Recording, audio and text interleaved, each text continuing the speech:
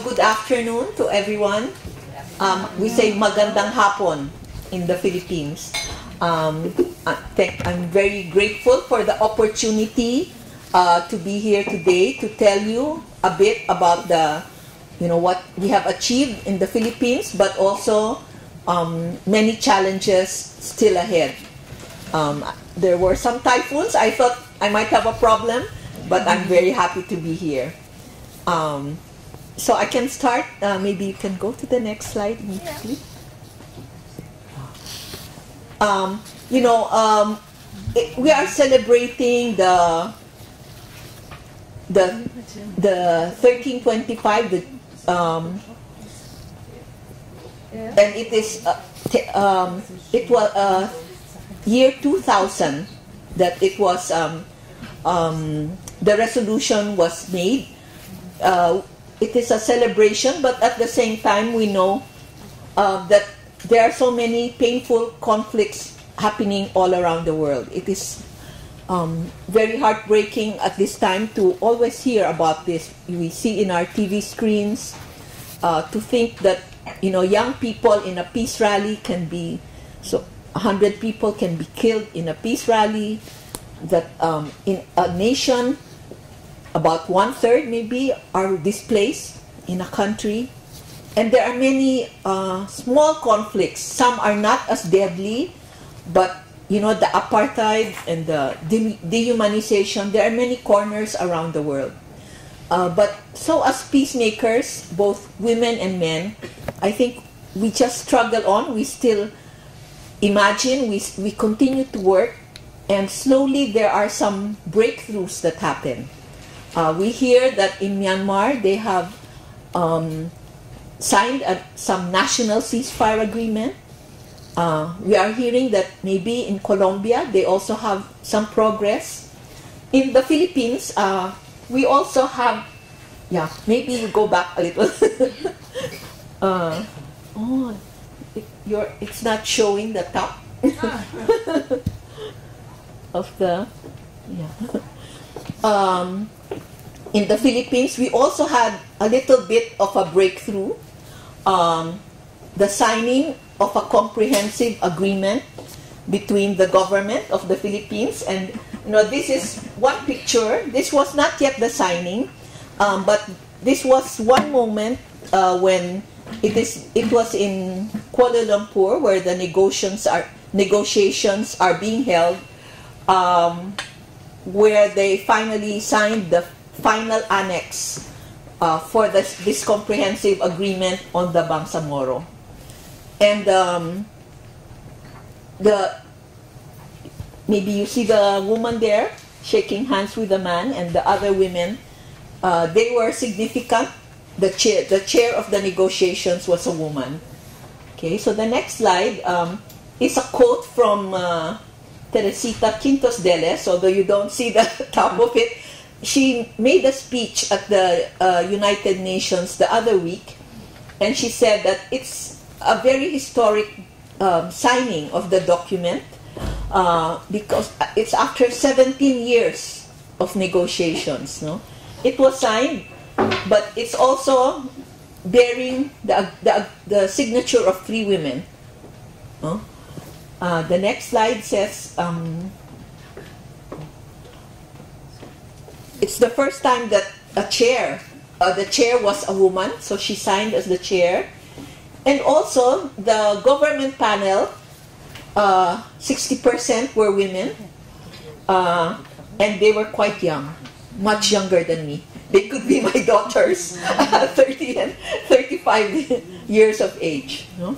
So maybe I can tell you, next slide, a little bit about this agreement. No? It is the comprehensive agreement on the Bangsamoro. Bangsamoro means Bangsa means nation, and Moro is like the war, And they were called Moro because we were for 300 years the Philippines under Spanish colonization, and they saw people when they came. They saw people of the Islam faith, and they called them like Moors, so they said these are Moro. And before it was like a pejorative term, not a good term, but later they owned the term and claimed it as a, as the identity. So a very important aspect of the agreement is to recognize the identity of the Bangsamoro and to help give them to their aspiration for self-determination. Next, so these are the parts of the agreement. And the context is that in the Philippines, there are two major armed conflicts going on now for many years. The struggle of the Bangsamoro for self-determination, but we also have another conflict, which is of the communists. Okay, next, please. Don't worry, I'm showing mainly pictures. But this is the reality of the conflict in Mindanao. No? Many people, the tents are of the displaced people. Next, Nike. So maybe just to show the Philippines, you see do you know where the Philippines is? That group of islands there, and that is part of Southeast Asia. So, the next slide would show Mindanao. So the lower part of the Philippines is this big island of Mindanao, and this red one shows that the original part were inhabited mainly by the Bangsamoro. So that is their homeland. Next slide. But now this is where they are. So like many peoples where they were the original, but people came from the northern part and occupied, mainly the Christian settlers.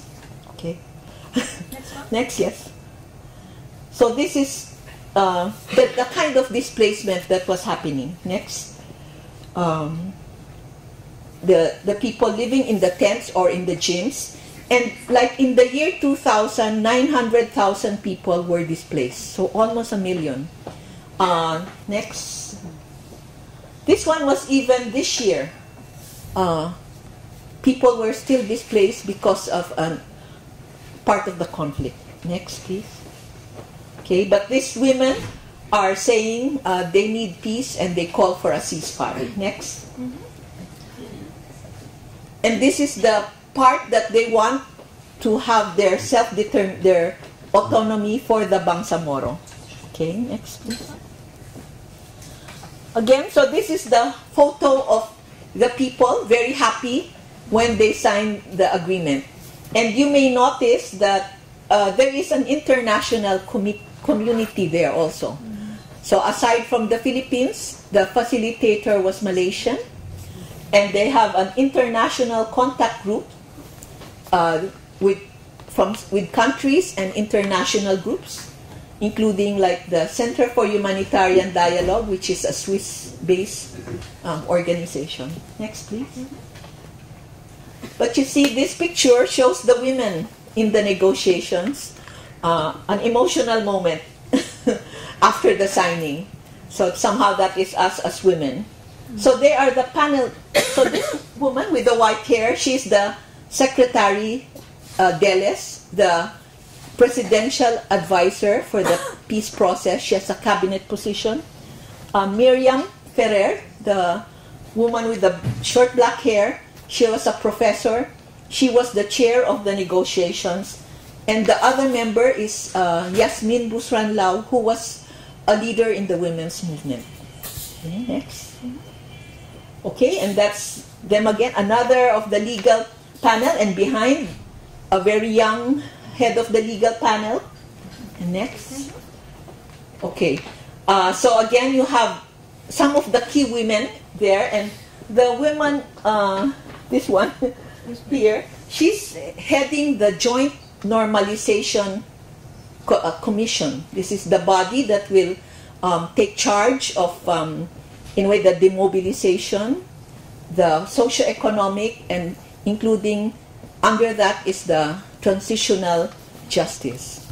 No? Next. Okay. So I was going to say, this is an old picture. Because what I was going to say is that how did they achieve this? That how could women be in the peace process in the Philippines? Is it because of 1325, the UN resolution? Actually, I don't think so. because actually it started way before the 2000. This happened, I believe, because there was a women's movement in the Philippines that started in the 1980s. Women were working for workers' rights, farmers' rights. They were fighting the Marcos dictatorship. But they also realized that we also have some issues, inequality and our rights in relation to the men. So they started to form the women's movement while they were also battling the dictatorship.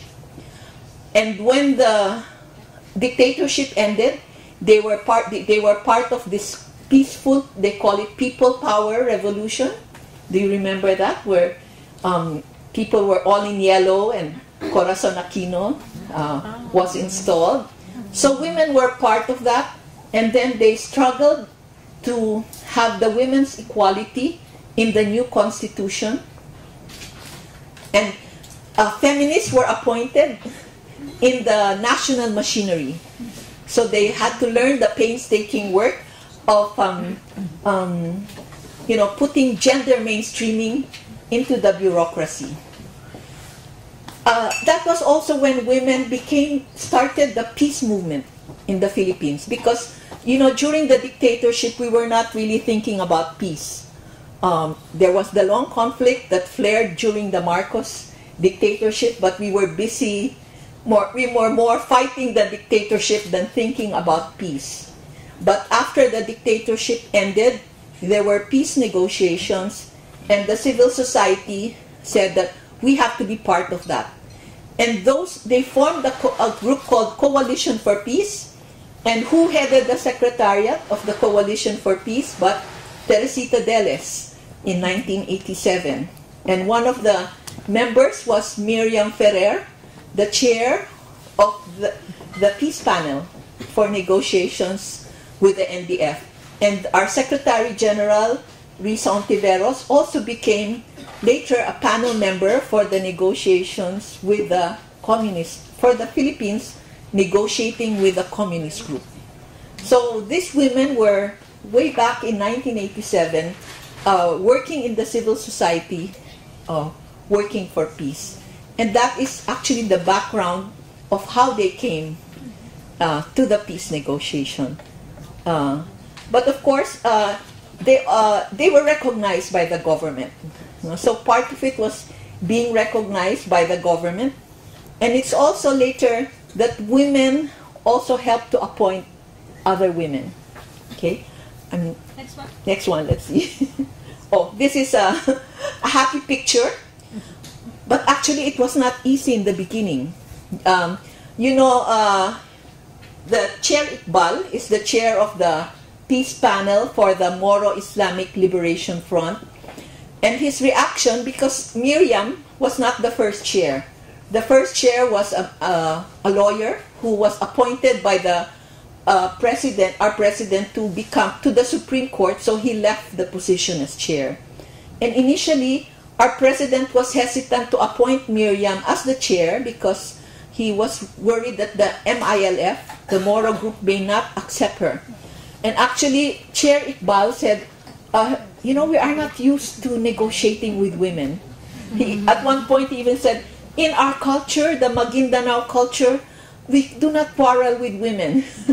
And it was, maybe it sounds condescending, but it was also factual that maybe they really do not know. No? But so it's happy. But Miriam is a very firm negotiator. So later they said, what difference did the women make? Chair Iqbal said the women, they're very particular about the particulars. And later on he was also asked, what, about the negotiations. He said, I have negotiated with 5 different chairs because it has taken so long, So they were changing with a different administrator. but the toughest was a woman, and that's Miriam. But that's really her character, that she's quite firm. Next, please. But I tried to also see that, make this chart that it's not showing there, but it takes a village. It's like it takes a village. It's not just a few women, but you see that there are women in the government panel. There are women also in the MILF. A few, slowly. Initially, the MILF did not want to put in women, but they were sort of pressured. So later, they took in the woman leading their legal team. They have the social welfare, the human rights, etc. So it's and the civil society, and so there are women on the top in the government, but there are women also at the grassroots level. Okay, next please. This is the one in the MILF. Initially she was just in the technical part, but later on she was really negotiating at the end all the details. And the interesting thing is that in the 1990s she was really a woman giving paralegal training on violence against women and defending women victims of sexual harassment and rape. So she is also a feminist. Okay, next please. The law has to be put in place, the agreement has to be put in place through a law. So you see that there are 4 women that were put into this Bangsamoro Transition Commission. Next, please. Now, this is a grassroots group monitoring the ceasefire. And because they said, the others were mainly men, so they formed an all-women contingent, women, Christians, Muslims, and also other indigenous peoples who are non-Muslim, and they formed this contingent to monitor the ceasefire. Next. Okay, this is another photo of the women in the peace panel. The other more Caucasian woman on the near the right is one of our peace women from Cambodia. She is a member of the International Contact Group. But here I have to say, this International Contact Group, which I think is 4 governments, United Kingdom, Indonesia, Japan, Turkey, and then they have NGOs, Asia Foundation, Conciliation Resources, Center for Humanitarian Dialogue, and Muhammadiyah. But there was only one woman for all the internationals. So I think that sometimes, the embassies talk about gender and the international groups talk about gender, but they could only put one woman, and she was the alternate because the regular guy lives in Spain and she lives in Cambodia. But she was great. She's such a joker. She has a joke a minute. She teases the Malaysian facilitator and the MILF.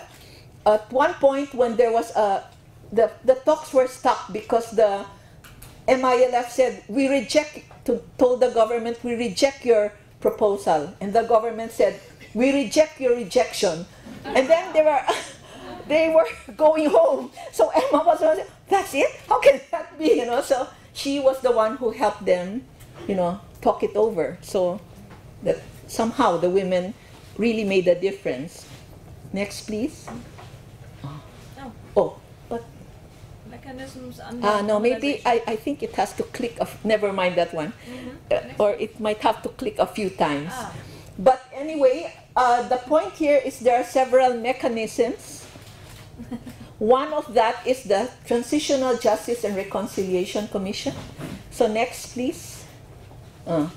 It will still have to go. Yeah? Yes. Yeah. Sorry about that. It's good like this or more? Click. Yes, more click. Until you reach the next. Okay, so here's some Swiss, and somebody knows them. Do you know them? Do you know them? She knows them. So one is Mo Bleeker. She's so at least we have a woman heading the Transitional Justice Commission and Reconciliation Commission. And the one nominated by government is Cecilia Jimenez, who is married to a Swiss person. And she lived a long time in Geneva working on human rights. Next. So this is a picture of the ambassador, the Swiss ambassador with that team working on the transitional justice. So this is where you have the Swiss connection. Next. Oh, now that is where I am. So one body for the implementation, because that is the tough part, is to monitor whether the agreement is being implemented. There is a 5-person body. The gentleman in the middle is the chair, former ambassador of the EU to the Philippines. Then they have 2 international people and 2 local people. And our government had to make sure there was one woman, and that was me. But also, I guess, because you have to be accepted by both. The government will nominate, you have to be accepted by the MILF. And, well, maybe the reason I was accepted, I was also a part of this old Coalition for Peace in 1987. I was 12 years old then. No. I was 32. But anyway, I guess you just have to be known by both sides as someone who really is working for peace with justice. The insurgent group has to recognize that you are working for peace with justice. Next, yes.